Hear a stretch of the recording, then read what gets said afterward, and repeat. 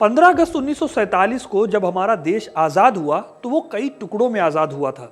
देश का 1/3 हिस्सा रियासतों के पास था जिन पर अलग अलग राजा रूल कर रहे थे। कुल 562 रियासतों के पास देश का 40% हिस्सा था। इन सब को मिलाकर ही मुकम्मल भारत की तस्वीर बनाई जा सकती थी, क्योंकि इन रियासतों को हक था कि वो भारत और पाकिस्तान में से किसी के भी साथ जा सकती हैं या फिर आज़ाद भी रह सकती हैं। जाहिर है कि राजाओं की इन रियासतों को मिलाना कोई आसान काम नहीं था, इसलिए इस काम की जिम्मेदारी थी देश के पहले गृह मंत्री सरदार वल्लभ भाई पटेल के ऊपर।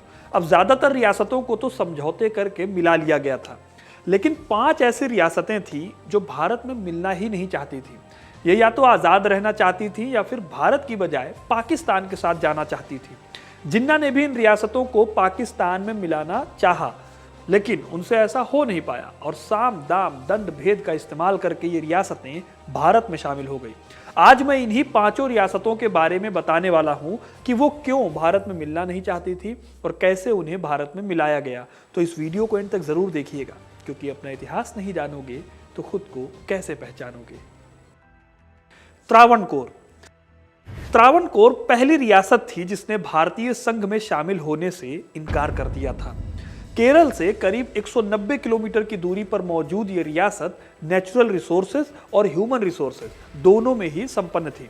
त्रावणकोर के दीवान सर सीपी रामस्वामी अय्यर को लगता था कि त्रावणकोर अपने आप में एक संपन्न राज्य है, इसलिए साल 1946 में उन्होंने कहा कि त्रावणकोर एक आजाद देश बनेगा। हालांकि भारत के साथ मिलना है या नहीं, इस पर वो विचार करेगा। रामचंद्र गुहा लिखते हैं कि आजाद देश की ये आग जिन्ना की लगाई हुई है। यही नहीं, त्रावणकोर में मोनाजाइट मिनरल बड़े पैमाने पर मिला था। इस मिनरल से परमाणु हथियार बनाए जा सकते थे, इसलिए केरल के दीवान और ब्रिटिश सरकार ने पहले से सीक्रेट डील कर रखी थी। कुल मिलाकर त्रावणकोर के राजा जुलाई 1947 तक भारत के साथ मिलना नहीं चाहते थे। नेहरू उनके इस रुख से इतना गुस्से में थे कि उन्होंने कह दिया था कि त्रावणकोर पर बम बरसाकर उसे भारत के साथ मिला लेना चाहिए। लेकिन ऐसा करने की नौबत नहीं आई, क्योंकि जुलाई 1947 में ही केरल सोशलिस्ट पार्टी के एक मेंबर ने दीवान को मारने की कोशिश की। इस प्रयास में दीवान बच गए और इतना डर गए कि उन्होंने भारत में विलय पत्र पर साइन कर दिए और आखिरकार 30 जुलाई 1947 के दिन आज़ादी से करीब 15 दिन पहले त्रावणकोर भारत में शामिल हो गया। अगली रियासत है जोधपुर। जोधपुर की राजपूत रियासत का केस बहुत ही अजीब था। यहाँ हिंदू आबादी मेजॉरिटी में थी, लेकिन इस्लाम के नाम पर पाकिस्तान को खड़ा करने वाले जिन्ना ये चाहते थे कि जोधपुर पाकिस्तान में शामिल हो जाए। पटेल जोधपुर को लेकर निश्चिंत रहा करते थे, क्योंकि जोधपुर के महाराजा उमेद सिंह ने न सिर्फ संविधान सभा में जोधपुर को शामिल कराया था, बल्कि उन्होंने भारत के साथ विलय का भी आश्वासन दिया था पटेल को। लेकिन बाजी तब पलट गई जब 9 जून 1947 के दिन उमेद सिंह की मृत्यु हो गई और उनकी जगह पर नए महाराजा बन गए हनवंत सिंह। हनवंत सिंह के टाइम पर जोधपुर में अकाल पड़ा हुआ था, उन्हें मदद की जरूरत थी। ऐसे में जिन्ना ने उन्हें मदद करने का ऑफर दिया। कहा जाता है कि जिन्ना जोधपुर को मिलाने के लिए इतने बेताब थे कि उन्होंने हनवंत सिंह को एक सादा कागज देकर कहा था कि खेती और सेना में मदद के अलावा कराची बंदरगाह को इस्तेमाल करने के अलावा जो भी शर्त है उसे कागज पर लिख कर दे दीजिए, मैं मान लूंगा। हालांकि जब वल्लभ भाई पटेल को इस मीटिंग के बारे में पता चला तो वो सतर्क हो गए। उन्होंने हनवंत सिंह को समझाया कि भारत उन्हें सारी मदद देगा और एक मेजॉरिटी मुस्लिम कंट्री में शामिल होने से उनकी रियासत को बहुत सारी दिक्कतें आएंगी। इस तरह यहाँ पर जिन्ना का प्लान पटेल साहब ने फेल कर दिया और जोधपुर भी आखिरकार भारत में मिल गया। भोपाल। आज जो भोपाल आप देखते हैं, मध्य प्रदेश की जो राजधानी है, वो आज़ादी से पहले एक रियासत हुआ करती थी और भारत के लगभग सेंटर में होने के बावजूद आज़ाद रहना चाहती थी। भोपाल की आबादी हिंदू मेजॉरिटी थी, लेकिन इस पर शासन कर रहे थे नवाब हमीदुल्ला खान। हमीदुल्ला मुस्लिम लीग के सपोर्टर थे और कांग्रेस के धुर विरोधी थे। जोधपुर के राजा हनवंत सिंह की जिन्ना के साथ मीटिंग इन्होंने ही फिक्स कराई थी, जिसके बारे में मैंने अभी आपको बताया था। क्योंकि जिन्ना इनके खास दोस्त हुआ करते थे, इसलिए उन्होंने माउंटबेटन को लिखा कि वो एक आज़ाद देश रहेंगे। हालांकि माउंटबेटन ने उन्हें समझाया कि भोपाल की रियासत के आसपास के लोग जो है वो आज़ाद हो जाएंगे और आज़ाद भारत के अधिकारों को देखकर जनता भोपाल में विद्रोह कर सकती है, इसलिए मिल जाने में ही भलाई है। फिर नवाब ने यह देखा भी कि बड़ी संख्या में छोटी छोटी रियासतें भारत में मिल रही हैं, इसलिए उन्होंने भी फैसला किया कि वो भारत के विलय के दस्तावेजों पर साइन करेंगे। इस तरह भोपाल ने भी भारत में मिलने की बात मान ली और आखिरकार भोपाल भी भारत का हिस्सा हो गया। हैदराबाद।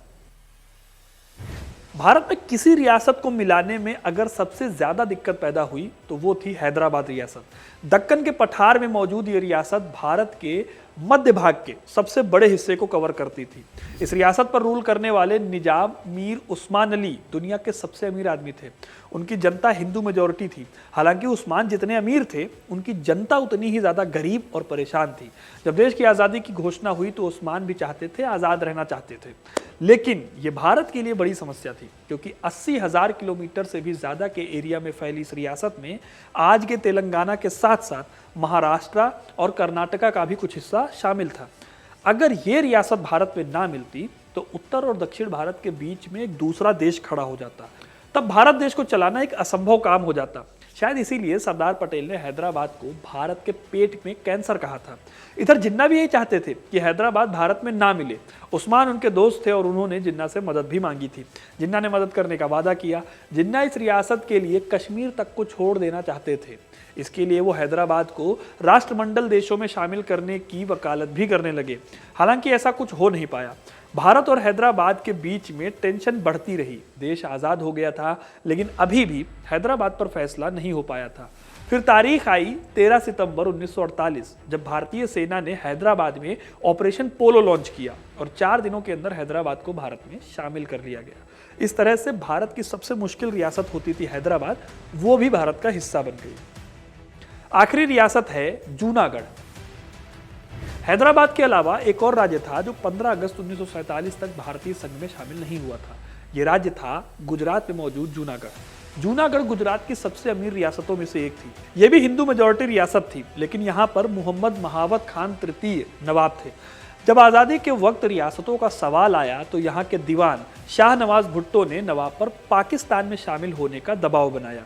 वो पाकिस्तान से यहाँ आए थे। नवाब महावत खान ने भी भुट्टो की बात मान ली और पाकिस्तान में विलय की घोषणा कर दी। लेकिन उनके इस फैसले से जनता नाराज हो गई और उन्होंने नवाब के खिलाफ कर दिया विद्रोह। इससे जूनागढ़ के हाल खराब हो गए और इतने खराब हो गए कि रातों रात नवाब को जूनागढ़ से पाकिस्तान भागना पड़ा। दीवान ने लेकिन वहीं रहकर जूनागढ़ को संभालने की कोशिश की, लेकिन जनता के विद्रोह के आगे दीवान की एक भी नहीं चली। उनके पास खजाना और आर्मी दोनों कम पड़ गए थे। फिर तय हुआ कि जनमत संग्रह यानी प्लेबिसाइट कराकर इस बात का फैसला किया जाए कि जूनागढ़ भारत का हिस्सा होगा या फिर पाकिस्तान का हिस्सा होगा। 20 फरवरी 1948 को राज्य में जनमत संग्रह हुआ, जिसमें 91% लोगों ने भारत में शामिल होने का फैसला किया। इस तरह से जूनागढ़ भी भारत का हिस्सा बन गया। तो दोस्तों, ये थी वो 5 रियासतें जिन पर जिन्ना की भी नजर थी, जो चाहते थे कि वो पाकिस्तान में शामिल हो, ना कि भारत में शामिल हो। लेकिन पटेल साहब ने साम दाम दंड भेद को लगाकर इन 5 रियासतों को भारत में मिला लिया। आपको ये कहानी कैसी लगी हमें कमेंट करके जरूर बताइएगा।